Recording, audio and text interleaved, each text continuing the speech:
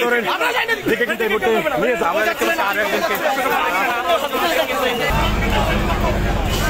আমরা ইতিমধ্যে দেখতে পাচ্ছি যে পুলিশ ইতিমধ্যেই যে জল কামান এবং নিক্ষেপ করা হচ্ছে মিডিয়া সদস্যদের উপরে এবং মিডিয়া সদস্যরা অনড় রয়েছে তারা এখানে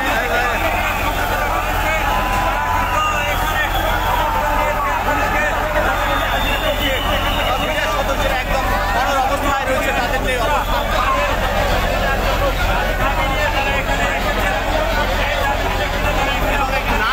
নারী রয়েছে যিনি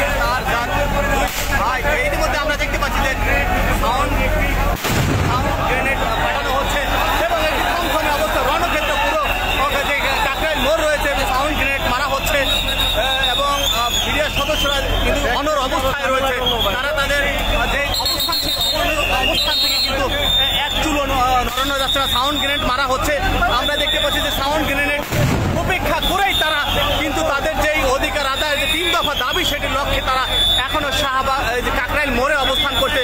পুলিশ জল কামান নিক্ষেপ করছে দুই দিকে আমরা দেখতে পাচ্ছি যে পুলিশ এবং পুলিশ কিন্তু লাঠি চার্জের জন্য গ্রেনেড একের পর এক সাউন্ড গ্রেনেড মারা হলেও যারা আন্দোলনকারী বিডিআর সদস্য রয়েছে তারা কিন্তু পিছপা হচ্ছে না। আমরা দেখতে পাচ্ছি রঙিন পানি মারা হচ্ছে এবং পুলিশ সদস্যদের সাথে আন্দোলনকারীদের যে অবস্থা আমরা দেখতে পাচ্ছি যে পুরো একটি রণক্ষেত্র অবস্থা বিরাজ করছে পুরো এবং পুলিশের অনেক পুলিশ সদস্যদের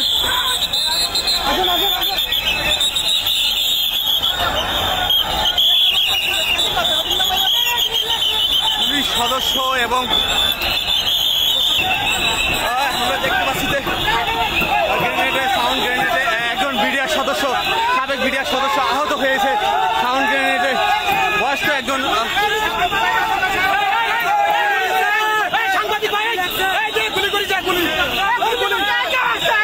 এবং তারা অভিযোগ করছে যে তাদেরকে গুলি করেছে এবং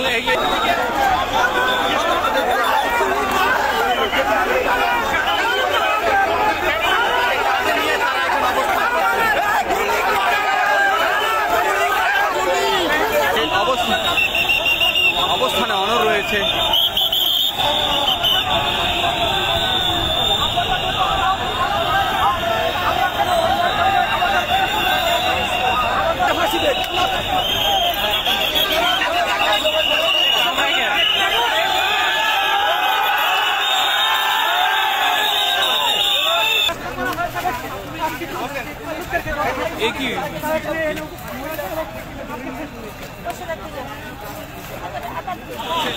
সামনের দিকে এবং বিডিআর সদস্য অর্থাৎ বিডিআর এবং বিজিবি সদস্যরা কিন্তু একটি মুখোমুখি অবস্থান করছে অর্থাৎ এই বিজিবির এই যারা পূর্বশরী তারা এই বিডিআর এবং তারাও আজকে মুখোমুখি একটি অবস্থান করছে আবারও গ্রেনেড ছোড়া হয়েছে এবং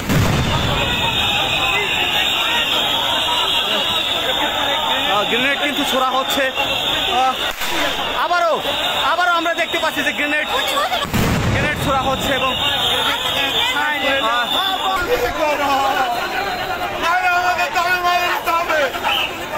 আমরা রাজপথ ছাড়ব না।